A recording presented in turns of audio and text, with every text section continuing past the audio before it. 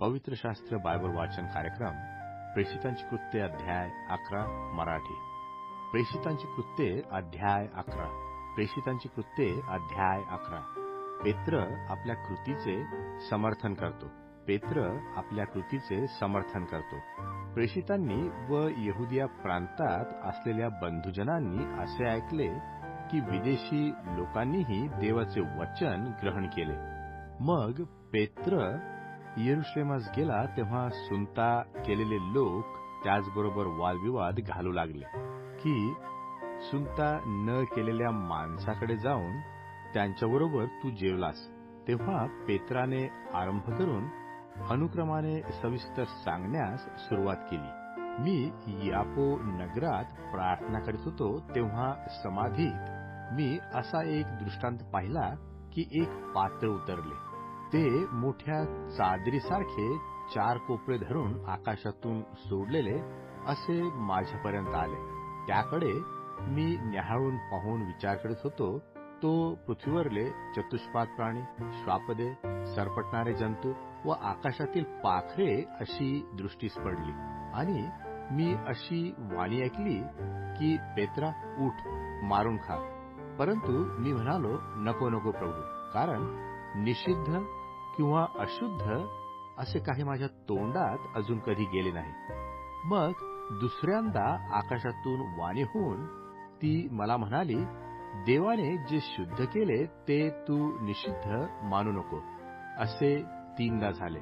नंतर ती अवघी पुन्हा स्वर्गात वर ओढली गेली. इतक्यात पहा, ज्या घरात आम्ही होतो त्यापुढे कैसरियाकडून मजकडे पाठविलेले 3 मनुष्य उभे राहिले. तेव्हा आत्म्याने मला सांगितले की काही शंका न बाळगता त्यांच्याबरोबर जा. मग हे 6 बंधूही मजबरोबर आले आणि आम्ही त्या मनुष्याच्या घरात गेलो. त्याने आम्हाला सांगितले की मी आपल्या घरी देवदूत उभा राहिलेला पाहिला. तो म्हणाला की यापोस कोणाला पाठवून शिमोन पेत्राला बोलवून आण. त्याच्या योगे तुझे व तुझ्या सर्व कुटुंबाचे तारण होईल अशा गोष्टी तो तुला सांगेल. मी बोलू लागलो.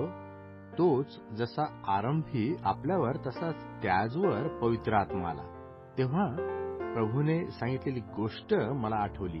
ती अशी की योहान पाण्याने बाप्तिस्मा करीत असे हे खरे, परंतु तुमचा बाप्तिस्मा पवित्र आत्म्याने होईल जेव्हा आपण प्रभू येशू ख्रिस्तावर विश्वास ठेवला.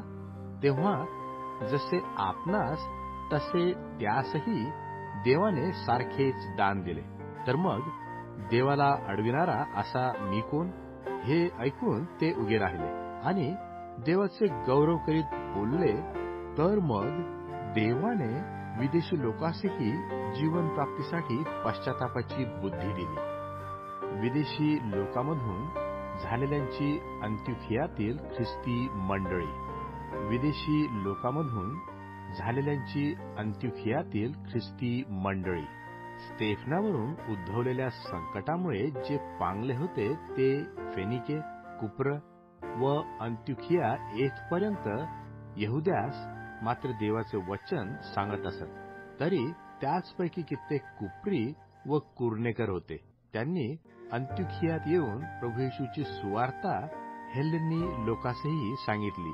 तेव्हा प्रभूचा हात त्याचबरोबर होता आणि पुष्कळ लोक विश्वास धरून प्रभूकडे वळले. त्याविषयीचे वर्तमान येरुशलेमातल्या मंडळीच्या कानी आले तेव्हा त्यांनी बर्नबाला अंत्योखियापर्यंत पाठविले.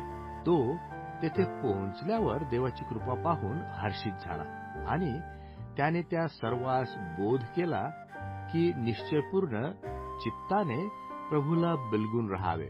तो चांगला मनुष्य होता आणि पवित्र आत्म्याने व विश्वासाने पूर्ण होता. तेव्हा प्रभूच्या शिष्यमंडळात पुष्कळ जणांची भर पडली. नंतर तो शाऊलाचा शोध करावयास तार्ससला गेला. त्याचा शोध लागल्यावर त्याने त्याला अंत्योखियास आणले. मग असे झाले की त्यांनी तिथे वर्षभर मंडळीमध्ये मिळून मिसळून बऱ्याच लोकांस शिकविले आणि शिष्यास ख्रिस्ती हे नाव पहिल्याने अंत्योखियात मिळाले. बर्नबा व शाऊल यांचे यरुश्लेमास कामगिरीवर जाणे. बर्नबा व शाऊल यांचे यरुश्लेमास कामगिरीवर जाणे. त्या दिवसात यरुश्लेमाहून अंतिओखियात संदेष्टे आले. तेव्हा त्यांच्यातील अगब नावाच्या मनुष्याने उठून आत्म्याच्या योगे सुचवले की सर्व जगात मोठा दुष्काळ पडणार आहे. हा दुष्काळ क्लौदाच्या वेळेस झाला. तेव्हा प्रत्येक शिष्याने संकल्प केला की यहुदियात राहणाऱ्या बंधुजनांच्या मदतीकरता यथाशक्ती काही पाठवून द्यावे. त्याप्रमाणे त्यांनी केले. म्हणजे ते बर्नबा व शाऊल यांच्या हाती वडील वर्गाकडे पाठवून दिले.